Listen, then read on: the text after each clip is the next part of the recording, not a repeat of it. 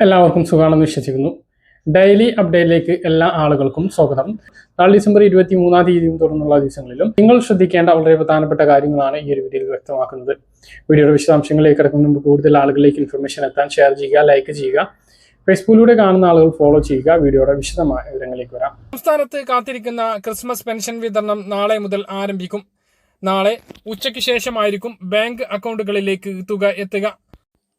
സംസ്ഥാനത്ത് കാത്തിരിക്കുന്ന Christmas pension വിതരണം നാളെ മുതൽ ആരംഭിക്കും. നാളെ ഉച്ചയ്ക്ക് ശേഷമായിരിക്കും ബാങ്ക് അക്കൗണ്ടുകളിലേക്ക് തുക എത്തുക. ഇതുമായി ബന്ധപ്പെട്ട വിശദാംശങ്ങളാണ് വീഡിയോയിൽ പറയുന്നത്. വീഡിയോയുടെ വിശദമായ വിവരങ്ങളിലേക്ക് കടക്കുന്നതിന് മുമ്പ് കൂടുതൽ ആളുകളിലേക്ക് ഇൻഫർമേഷൻ എത്താൻ ഷെയർ ചെയ്യുക, ലൈക്ക് ചെയ്യുക. ഫേസ്ബുക്കിലൂടെ കാണുന്ന ആളുകൾ ഫോളോ ചെയ്യുക. വീഡിയോയുടെ വിശദമായ വിവരങ്ങളിലേക്ക് വരാം. ഈ ഒരു ക്രിസ്മസിന് നമ്മളെല്ലാം കാത്തിരുന്നത് 3200 രൂപയായിരുന്നു. അതിന് കാരണം ധനമന്ത്രിയുടെയും മുഖ്യമന്ത്രിയുടെയും കഴിഞ്ഞ ബജറ്റിലുള്ള വാഗ്ദാനമായിരുന്നു. കഴിഞ്ഞ ബജറ്റ് ഫെബ്രുവരിയിൽ നടക്കുമ്പോൾ 5 മാസത്തെ പെൻഷൻ കുടിശ്ശികയുണ്ടായിരുന്നു. അതിൽ 5 മാസത്തെ പെൻഷൻ കുടിശ്ശികയും 2026 സാമ്പത്തിക വർഷം കഴിയുമ്പോഴേക്കും വിതരണം ചെയ്ത് പൂർത്തീകരിക്കും എന്നാണ് പറഞ്ഞിരുന്നത്. അതായത് നിലവിലെ സാമ്പത്തിക വർഷത്തിൽ 2 ഗഡു പെൻഷൻ കുടിശ്ശിക തീർക്കും, അടുത്ത സാമ്പത്തിക വർഷത്തിൽ 3 ഗഡുവും തീർക്കും, അങ്ങനെ 5 ഗഡു തീർക്കും എന്ന് പറഞ്ഞു. അതിനുശേഷം ഓണത്തിന് 1 ഗഡു വിതരണം ചെയ്തു. ശേഷമുള്ളത് ക്രിസ്മസ് ആണ്. ആ ഒരു ക്രിസ്മസിന് 3200 വിതരണം ചെയ്ത് 1 മാസത്തെ ഗഡുവും നിലവിലെ 1 മാസത്തേതു കൂടി വിതരണം ചെയ്ത് ആ ഒരു കുടിശ്ശിക കുറക്കും എന്നായിരുന്നു കരുതിയിരുന്നത്. പക്ഷേ അതുണ്ടായില്ല. സർക്കാർ അത് ചെയ്യാൻ ശ്രമിച്ചിരുന്നു എങ്കിലും സർവീസ് സഹകരണ സംഘങ്ങളുടെ ഭാഗത്തു നിന്നും തുക കടം വാങ്ങിക്കൊണ്ട് പെൻഷൻ വിതരണം നടക്കാനുള്ള ശ്രമം നടത്തിയെങ്കിലും അത് ശരിയായില്ല. അതുകൊണ്ടാണ് 1 മാസത്തേക്ക് പെൻഷൻ ഒതുക്കിയത്. അപ്പോൾ നിലവിൽ 4 മാസത്തെ കുടിശ്ശിക അവിടെ തന്നെ തുടരും. എന്തായാലും നാളെ പെൻഷൻ വിതരണം ആരംഭിക്കുകയാണ്. സംസ്ഥാനത്തെ 27 ലക്ഷത്തോളം ആളുകൾക്കാണ് നാളെ ബാങ്ക് അക്കൗണ്ടുകളിലേക്ക് തുക ക്രെഡിറ്റ് ആവുക. കേന്ദ്ര വിഹിതം കുറവുള്ള ആളുകളുണ്ടാകും. അത് അവർക്ക് 1300, 1400, 1100 എന്നിങ്ങനെയൊക്കെയാണ് ലഭിക്കുക. പിന്നീട് ഒരാഴ്ചയ്ക്ക് ശേഷമാണ് ആ ഒരു തുക അവരുടെ ബാങ്ക് അക്കൗണ്ടുകളിലേക്ക് ക്രെഡിറ്റ് ആവുക. കഴിഞ്ഞ മാസം വിതരണം ചെയ്തപ്പോൾ 300ഉം അതുപോലെ തന്നെ 200ഉം 500ഒക്കെ കുറവുള്ള ആളുകൾ ഉണ്ടായിട്ടുണ്ട്. അവർക്ക് ചില ആളുകൾക്ക് ഇപ്പോഴും ആ ഒരു തുക ലഭിച്ചിട്ടില്ല എന്നുള്ള കമന്റുകൾ നിരന്തരം കാണുന്നുണ്ട്. അതിനുള്ള പ്രത്യേക കാരണം എന്തായിരുന്നു എന്ന് നമ്മൾ പറഞ്ഞിരുന്നു. അതായത് ബാങ്ക് അക്കൗണ്ടുകളിലെ പ്രശ്നം, അല്ലെങ്കിൽ ആധാർ രേഖയിലും പെൻഷൻ രേഖയിലുമുള്ള പേരിലോ അഡ്രസ്സിലോ ഉള്ള പൊരുത്തക്കേട്. ഇതുണ്ട് എങ്കിൽ കേന്ദ്ര വിഹിതങ്ങൾ ലഭിക്കാനുള്ള പ്രയാസം മുമ്പും ഉണ്ട്. അത് ശരിയാക്കുകയാണ് എങ്കിൽ ആ ഒരു തുക നിങ്ങൾക്ക് എത്തിച്ചേരുന്നതാണ്. മറ്റൊന്ന്, കയ്യിലാണ് പെൻഷൻ വിതരണം പിന്നീട് കാത്തിരിക്കുന്നത്. കയ്യിൽ ക്രിസ്മസിന് മുമ്പ് പെൻഷൻ എത്തില്ല എന്നാണ് ഇപ്പോൾ നമുക്ക് ലഭിക്കുന്ന വിവരങ്ങൾ. അതായത് സർവീസ് സഹകരണ സംഘങ്ങളിലേക്ക് തുക എത്തണം, ലിസ്റ്റ് എത്തണം. ലിസ്റ്റ് ഇപ്പോൾ സൈറ്റിൽ അപ്ലോഡ് ആയിട്ടുണ്ട് എന്നാണ് വിവരം. പക്ഷേ തുക ട്രഷറി മുഖാന്തരം കൈമാറിക്കൊണ്ട് തുക എത്തേണ്ടതുണ്ട്. ഡിസംബർ 25 എന്തായാലും അവധിയാണ്, അന്ന് തുക എത്തില്ല. തിങ്കളാഴ്ച ആ ഒരു തുക, അതായത് നാളെ ആ ഒരു തുക എത്തുകയാണ് എങ്കിൽ മാത്രമേ ക്രിസ്മസിനെങ്കിലും ആ ഒരു തുക ഈ ഗുണഭോക്താക്കളുടെ കയ്യിലേക്ക് എത്തിത്തുടങ്ങുകയുള്ളൂ. എന്തായാലും ഈ 30-ന് മുമ്പ് എല്ലാവർക്കും, 31-ന് മുമ്പ് എല്ലാവർക്കും തുക വിതരണം പൂർത്തിയാവുന്ന രൂപത്തിൽ തന്നെയായിരിക്കും അതുണ്ടാവുക എന്നുള്ളതാണ് ഇപ്പോൾ അറിയിക്കാനുള്ളത്. നാളെ തുക എത്തിക്കഴിഞ്ഞാൽ അത് വിവരം ഈ ഒരു കമന്റിൽ അറിയിക്കാൻ മറക്കരുത്. ഞായർ അവധിക്ക് ശേഷം സംസ്ഥാനത്ത് ഡിസംബർ മാസത്തെ റേഷൻ വിതരണം അവസാന ആഴ്ചയിലേക്ക് കടക്കുകയാണ്. ബുധനാഴ്ച ക്രിസ്മസ് ആയതുകൊണ്ട് തന്നെ അവധിയാണ്. അപ്പോൾ അന്ന് റേഷൻ കടയില്ല.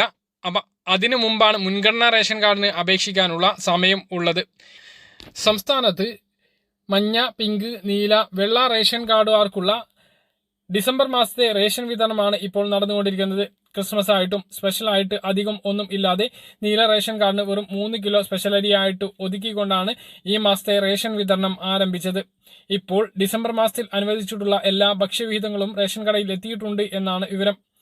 അതോടൊപ്പം തന്നെ സപ്ലൈകോയിൽ നിന്നും ചെറിയ സാധനങ്ങളെല്ലാം, അതായത് എണ്ണത്തിൽ കുറവാണ് എങ്കിലും 13 ഇനം ഇല്ല എങ്കിലും കുറച്ച് സാധനങ്ങളെല്ലാം ലഭിക്കുന്നുണ്ട് എന്നാണ് വിവരം. അപ്പോൾ കഴിയുന്ന ആളുകളെല്ലാം അതെല്ലാം വാങ്ങാൻ വേണ്ടി ശ്രദ്ധിക്കുക. മറ്റൊന്ന്, അനർഹമായ മുൻഗണനാ റേഷൻ കാർഡുകൾ കൈവശം വെച്ചവരെ കുറിച്ചുള്ള വിവരങ്ങൾ തെളിമ ബോക്സിലൂടെ ലഭിച്ചിട്ടുണ്ട്. അവരെക്കുറിച്ചുള്ള അന്വേഷണം ഉണ്ടാകും. കൂടാതെ 3 മാസം തുടർച്ചയായി റേഷൻ വാങ്ങിയിട്ടില്ല എങ്കിൽ അവരെ മുൻഗണനാ പതിവയിൽ നിന്നും ഒഴിവാക്കി വെള്ള റേഷൻ കാർഡിലേക്ക് മാറ്റുന്ന അവസ്ഥ മഞ്ഞ, പിങ്ക്, നീല റേഷൻ കാർഡുകാർക്കുണ്ടാകും. അതുകൊണ്ട് തന്നെ കഴിഞ്ഞ 2 മാസങ്ങളിൽ റേഷൻ വാങ്ങിയിട്ടില്ല എങ്കിൽ ഇനിയുള്ള ദിവസങ്ങളിൽ, ബുധനാഴ്ച ഒഴികെയുള്ള ദിവസങ്ങളിൽ തന്നെ റേഷൻ കട പ്രവർത്തിക്കും. ആ ദിവസങ്ങളിൽ പോയിട്ട് റേഷൻ വാങ്ങണമെന്ന് പ്രധാനമായിട്ട് ഓർമ്മിപ്പിക്കുകയാണ്. ഇല്ല എങ്കിൽ ആ ഒരു റേഷൻ കാർഡ് വെള്ള വിഭാഗത്തിലേക്ക് മാറ്റുന്ന ഒരു അവസ്ഥയുണ്ടാകും. എന്തെങ്കിലും കാരണവശാൽ നിങ്ങൾക്ക് റേഷൻ വാങ്ങാൻ കഴിയില്ല എങ്കിൽ ആ വിവരം സിവിൽ സപ്ലൈസ് ഡിപ്പാർട്ട്മെന്റിനെ അറിയിച്ചുകൊണ്ട് താൽക്കാലികമായി നിങ്ങളുടെ റേഷൻ വിഹിതങ്ങൾ നിർത്തിവെക്കാൻ കഴിയുന്നതാണ്. അങ്ങനെയെങ്കിൽ നിങ്ങളുടെ റേഷൻ കാർഡ് മാറിപ്പോവുകയില്ല, വാങ്ങാത്തതുകൊണ്ട് മാറിപ്പോവുകയില്ല. മറ്റൊന്ന്, BPL റേഷൻ കാർഡിന് അപേക്ഷിക്കാനുള്ള ഒരു സമയമാണ് ഇപ്പോൾ കടന്നു പോകുന്നത്. 25 വരെയാണ് അതിനുള്ള സമയം അനുവദിച്ച് ഓൺലൈനായി ചെയ്യേണ്ടത് കൊണ്ട് തന്നെ അക്ഷയ കേന്ദ്രങ്ങളെല്ലാം ഡിസംബർ 25-ന് അവധിയായിരിക്കും. അതുകൊണ്ട് തന്നെ 24-ന് ഇത് പൂർത്തീകരിക്കണം. അപ്പോൾ തിങ്കൾ ചൊവ്വ ദിവസങ്ങൾ മാത്രമാണ് അതിനുള്ളത് എന്നുള്ള കാര്യം കൂടി ഓർമ്മിപ്പിക്കുന്നു. അതുപോലെ മസ്റ്ററിങ് ചെയ്യാത്ത ആളുകൾ അത് ചെയ്യുക. നമുക്കറിയാം അടുത്ത വർഷം മുതൽ റേഷൻ മുടങ്ങും എന്നാണ് ഇപ്പോൾ കേന്ദ്രം അറിയിച്ചിട്ടുള്ളത്. മസ്റ്ററിങ് ചെയ്യാത്തവരുടെ റേഷൻ മുടങ്ങിപ്പോകുന്ന സാഹചര്യം ഉണ്ടാകും. അപ്പോൾ 31-ാം തീയതി വരെയാണ് മസ്റ്ററിങ്ങിനുള്ള സമയം ഇപ്പോൾ അനുവദിച്ചിട്ടുള്ളത്. പിന്നെ ജനുവരി മുതൽ റേഷൻ കിട്ടിയില്ല എങ്കിൽ അത് വലിയ പ്രശ്നമാകും. പിന്നീട് അത് പുനഃസ്ഥാപിക്കാൻ പറ്റി എന്ന് വരില്ല. അതുകൊണ്ട് തന്നെ മസ്റ്ററിങ് ഇനിയും ചെയ്യാത്ത ആളുകൾ ചെയ്യുക. അതാണ് ഈ ഒരു റേഷൻ അറിയിപ്പായിട്ട് അറിയിക്കാനുള്ളത്. അതോടൊപ്പം തന്നെ നമ്മൾ വാങ്ങുന്ന റേഷൻ സാധനങ്ങളും സെഞ്ചിയും പരിശോധിക്കാൻ വേണ്ടിയിട്ട് ഉദ്യോഗസ്ഥർ തീരുമാനിച്ചിരിക്കുകയാണ്. സിവിൽ സപ്ലൈസ് ഡിപ്പാർട്ട്മെന്റ് തീരുമാനിച്ചിരിക്കുകയാണ്. അതുമായി ബന്ധപ്പെട്ട അറിയിപ്പാണ് ഇനി പറയുന്നത്. സംസ്ഥാനത്തെ റേഷൻ കടകളിൽ പരിശോധനയ്ക്ക് ഒരുങ്ങിയിരിക്കുകയാണ് സിവിൽ സപ്ലൈസ് ഡിപ്പാർട്ട്മെന്റ്. റേഷൻ കടയിൽ നിന്നും നൽകുന്ന ഭക്ഷ്യ സാധനങ്ങളുടെ അളവും തൂക്കവും പരിശോധിക്കും. പരിശോധന നടത്തുന്ന ഉദ്യോഗസ്ഥർ ഇത് സംബന്ധിച്ച വിവരങ്ങൾ രജിസ്റ്ററിൽ രേഖപ്പെടുത്തണം. ബിൽ പ്രകാരമുള്ള അളവിലും തൂക്കത്തിലും അപാകതകൾ ഉണ്ടായാൽ റേഷൻ കടക്കെതിരെ ഉദ്യോഗസ്ഥർ നടപടി സ്വീകരിക്കും. ഇതിനുവേണ്ടി ഗുണഭോക്താക്കൾ വാങ്ങിയിട്ടുള്ള സാധനങ്ങളും സെഞ്ചിയും പരിശോധിക്കും. ഒരു ഉദ്യോഗസ്ഥൻ പ്രതിമാസം 5 റേഷൻ കടകളിലെങ്കിലും പരിശോധന നടത്തി ജില്ലാ സപ്ലൈ ഓഫീസർക്ക് റിപ്പോർട്ട് സമർപ്പിക്കണം. റേഷൻ കാർഡ് ഉടമകൾക്ക് ഭക്ഷ്യധാന്യങ്ങൾ കൃത്യമായി അളവിലും തൂക്കത്തിലും ലഭിക്കുന്നുണ്ട് എന്ന് ഉറപ്പുവരുത്താനാണ് പരിശോധന. കാർഡ് ഉടമകളുടെ മൊഴി ഉദ്യോഗസ്ഥർ രേഖപ്പെടുത്തും. വീടില്ലാത്തവർക്ക് വീടെന്ന സ്വപ്നം സാക്ഷാത്കരിക്കുന്നതിന് വേണ്ടി ഈടിരഹിത ഭവന വായ്പാ പദ്ധതിയുമായി കേന്ദ്രം എത്തുകയാണ്. കുറഞ്ഞ ഡോക്യുമെന്റേഷനാണ് ഇതിന്റെ പ്രധാന ആകർഷണം. മൂന്നാം കക്ഷി ഗ്യാരണ്ടി ഇല്ലാതെ 20 ലക്ഷം രൂപ വരെ നൽകാനാണ് നീക്കം.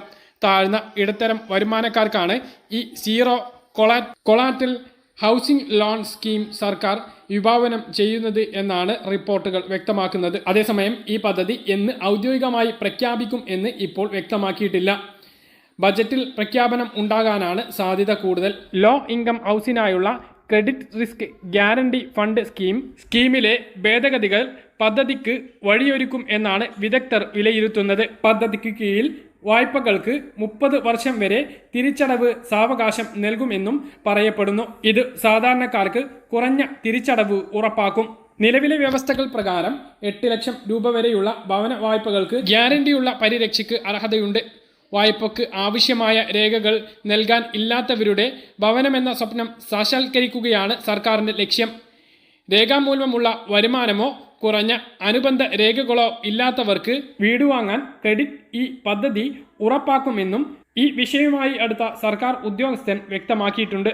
പദ്ധതിക്ക് കീഴിൽ യോഗ്യമായ വരുമാനം, തുല്യമായ പ്രതിമാസ ഗഡു, അറ്റ പ്രതിമാസ വരുമാന അനുപാതം തുടങ്ങിയ പാരാമീറ്ററുകൾ ഉറപ്പാക്കുന്നതിന് ധനകാര്യ, ഭവന, നഗരകാര്യ മന്ത്രാലയം, നാഷണൽ ഹൗസിംഗ് ബാങ്കുകളും മറ്റ് വാണിജ്യ ബാങ്കുകളുമായുള്ള ചർച്ച നടത്തിവരികയാണ് എന്നാണ് ഇപ്പോൾ ലഭിക്കുന്ന വിവരങ്ങൾ. ചർച്ചയിൽ ധാരണ ആകുന്ന മുറക്ക് പദ്ധതി നടപ്പിലാക്കും.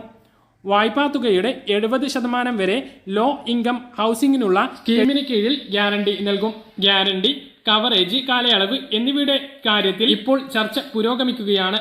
നിലവിലുള്ള വ്യവസ്ഥകൾ പ്രകാരം 3 ലക്ഷം രൂപ വരെ വാർഷിക വരുമാനം ഉള്ളവരെ സാമ്പത്തികമായി പിന്നോക്കം നിൽക്കുന്നവരായി EWS കണക്കാക്കുന്നു.